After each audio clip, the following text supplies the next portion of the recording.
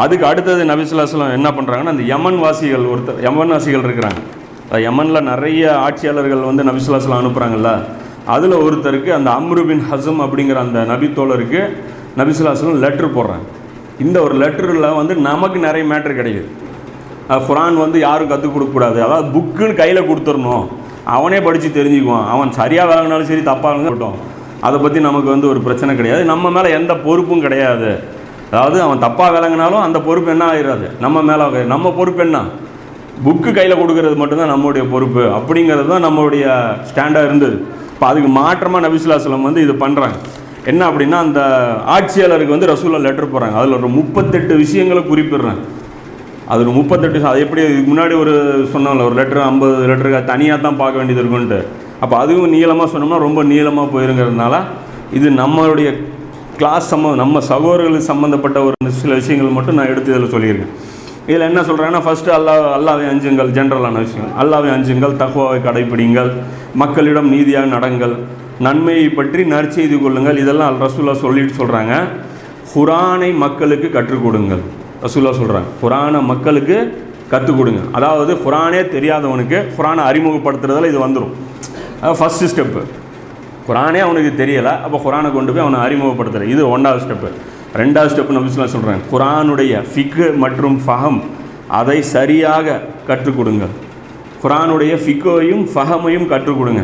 அதை எப்படி பார்க்கணும், ஒரு ஆயத்திலேருந்து எப்படி சட்டம் எடுக்கணும், அதோடைய விளக்கங்கள் எப்படி புரியணும், அப்போ அல்லாஹ் வந்து எப்படியெல்லாம் பேசுவான், ஒரு ஆயத்துக்கு இன்னொரு ஆயத்து எப்படி விளக்கமாக இருக்கும், இது ஒரு வேலை, இது ஒரு கல்வி, இப்படி ஒரு கல்வி இருக்குது, இந்த கல்வியும் சேர்த்து கற்றுக் கொடுங்க நபி ஸல்லல்லாஹு அலைஹி வஸல்லம் சொல்கிறாங்க.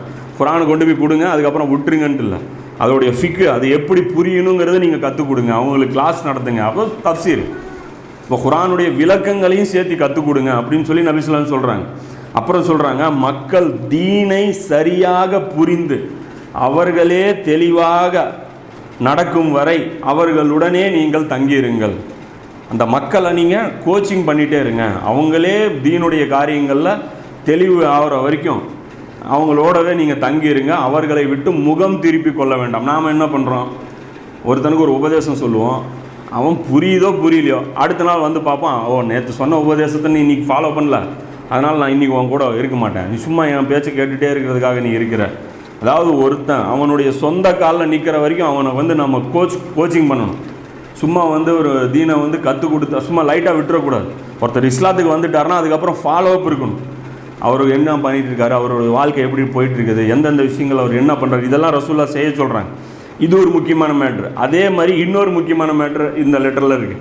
என்ன அப்படின்னு பார்த்தீங்கன்னா, ரசூலுல்லாஹ் நிறைய விஷயம் சொல்கிறாங்க. தொழுகை பற்றி சொல்லும்போது உலு செய்வீராக, உலுவை பற்றி கற்றுக் கொடுக்குறாங்க. என்ன கற்றுக் கொடுக்குறாங்க பாருங்கள், முகம் கழுவுங்க. எடுத்தோன்னே என்ன சொல்கிறாங்க, முகம் கழுவுங்க. அதுக்கப்புறம் என்ன சொல்கிறாங்க, கைகள் கழுவுங்க, அதாவது இந்த வரைக்கும் கைகள் கழுவுங்க. அப்புறம் தலைக்கு மசாஜ் செய்யுங்க, அப்புறம் காலுக்கு கால் கழுவுங்கிறேன். இப்போ நாம் எப்படி செய்கிறோம், ஃபஸ்ட்டு எடுத்தோன்னே மணிக்கட்டு கழுவோம், இது சுன்னத்து. அதுக்கப்புறம் மூக்குக்கு தண்ணி சொல்லுத்துறோம், இதுவும் சுன்னத்து. இது சொல்லி இது ரசூலுல்லாஹ் எங்கேருந்து ஸ்டார்ட் பண்ணுறாங்க, அல்லாவுக்கு மேலே பெரிய ஆளாக இவர் ஆகிறதில்ல. புரியுதா, அல்லாவுக்கு மேலே பெரிய ஆளாக இவர் ஆகிறதில்ல.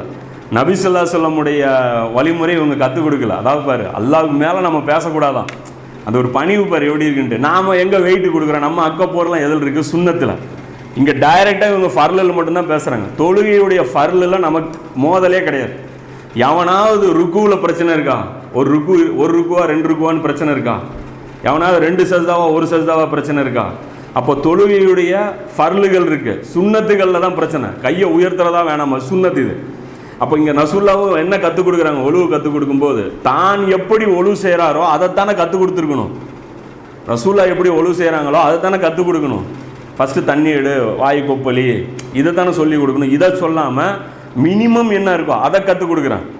அப்போ தொழுகையுடைய ஷரத்து நம்மளால் என்ன பண்ணுறான், ஒருத்தன் கடையில் தொழுகிறான், உடனே அதை தாக்கி பேசுறது கேட்டால் அப்புறம் என்னங்க கடையில் தொழுதாலும் நன்மை தொழுகை கூடும் தானே அப்படின்னா, கூடுதல் நன்மைன்னு வருதா இல்லையா அப்படிங்க. கூடுதல் நன்மையை வந்து செய்யலைன்னா தாக்கி பேசணுமா, கூடுதல் நன்மையை ஒருத்தன் செய்யலை, இதுக்கு தாக்கி பேச வேண்டிய செயலா. கடமையை விட்டா வேணால் தாக்கி பேசலாம். கடமையை ஒருத்தன் குறை செஞ்சிட்டான், கடமையில் தவறிட்டான், இப்போ நீங்கள் தாக்கி பேசலாம். அவனை வந்து பலவீனம், அவனை வந்து நீங்கள் தாக்கி அப்பயும் பேசக்கூடாது, அவன்கிட்ட உபதேசம் செய்யணும். நன்மையில் கூடுதல் குறைவு போச்சுன்னா தாக்கி பேசுறது, கேட்டால் வந்து நாங்கள் உயர்ந்த தரத்தில் இருக்கிற ஃபாலோ பண்ணுறோம். இது வந்து ஒரு மோசமான செயலுங்கிறது இந்த ஹதீஸ் மூலமாக விளங்குது. இங்கே நபி ஸல்லல்லாஹு அலைஹி வஸல்லம் எப்படி இது பண்ணுறாங்க, மினிமம் நன்மைனா அங்கேருந்து ஸ்டார்ட் பண்ணுறாங்க. எடுத்தோன்னே மூஞ்சி கழுவுங்க அப்படின்னு சொல்லி ஆரம்பிக்கிறாங்க. இந்த ஹதீஸ் பார்த்தீங்கன்னா நசை சுனன் நசை அல் குப்ரால ஃபஸ்ட்டு வால்யூமில் 88வது பேஜில் இது இருக்குது, 10வது வால்யூமில் 189வது பேஜில் இது இருக்குது, தலாயிலுன் நுபுவல 757வது பேஜில் 5வது வால்யூமில் இந்த ஹதீஸ் இருக்குது.